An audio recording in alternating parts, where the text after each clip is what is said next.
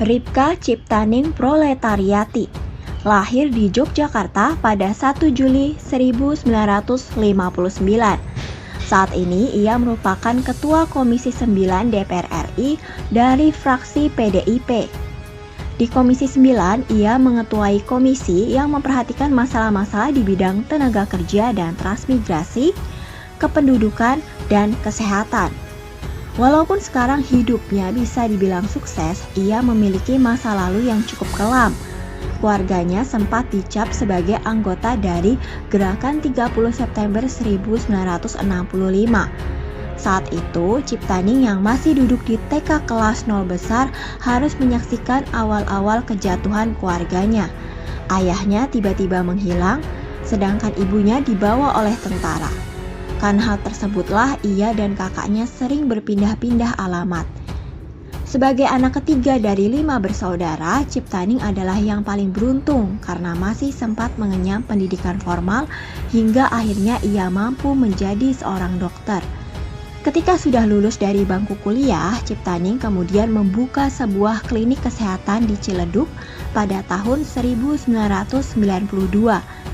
Dari klinik yang dikelolanya, Ciptaning akhirnya mulai berkenalan dengan para aktivis muda di Jakarta yang sering menentang kebijakan rezim Orde Baru di bawah pemerintahan Soeharto. Dari sinilah ia mulai mengenal dunia politik. Kemudian Ciptaning pun terjun ke dunia politik melalui keikutsertaannya dalam Partai Demokrasi Indonesia Perjuangan atau PDIP. Hingga Presiden Abdurrahman Wahid menghapuskan diskriminasi terhadap keluarga korban Gerakan 30 September 1965, karir politik Cipta akhirnya mulai menunjukkan titik terang.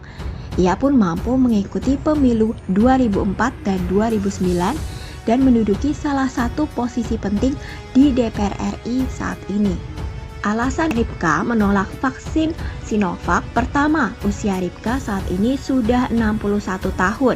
Vaksin corona Sinovac memang belum diuji cobakan untuk warga dengan usia 60 tahun ke atas. Vaksin corona bikinan Sinovac baru diuji cobakan untuk warga dengan usia 18 tahun sampai 59 tahun. Alasan kedua adalah terkait uji klinis atas vaksin corona Sinovac. Menurutnya, impor dilakukan sebelum uji klinis vaksin corona Sinovac rampung.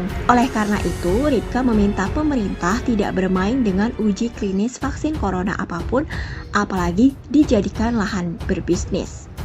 Negara tidak boleh berbisnis dengan rakyatnya, tidak boleh.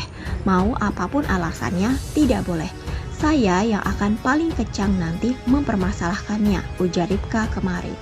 Anggota DPR fraksi PDIP Hendrawan Supratikno juga mengatakan bila ada yang memilih menunda divaksinasi, ingin vaksinasi secara mandiri sambil menunggu ada pilihan vaksin lain, tentu harus dihargai, ujarnya.